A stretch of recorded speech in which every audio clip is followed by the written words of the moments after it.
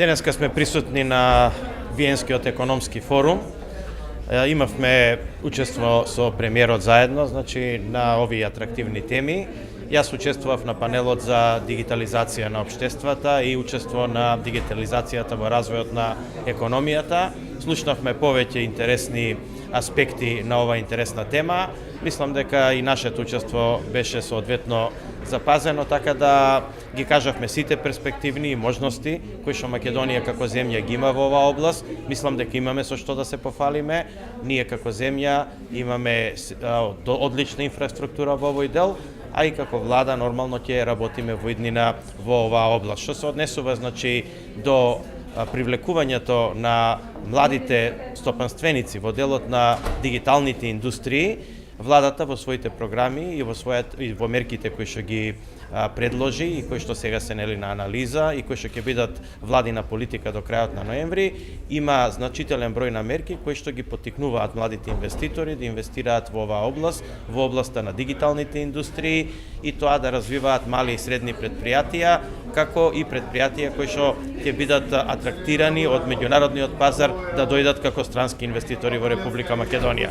Мислам дека ќе имаме најдобра програма во регионот во тој дел и мислам дека ќе бидеме најатрактивни за сите странски и домашни инвеститори во оваа област. Како ќе биде поддршката за младите што сакаат да започнат бизнис во IT? Значи, во мерките кои што ги предложи владата има неколку столба. Еден од главните столбови е поддршка на микро, мали и средни предпријатија. За оние кои што сакаат да започнат, ќе има сериозна поддршка, пред се значи во поврат на 30% од нивните инвестирани средства, но и обезбедување на простор преку така наречените акселератори и стартап бизниси. Значи, практично државата ќе им овозможи простор каде што ќе почнат да обавуваат својата дејност бесплатно и понатаму владата ќе преку креирањето на така наречените venture capital фондови ќе учествува значи во еквитито, во стварањето на тие компании и ќе им помогне во нивниот развој.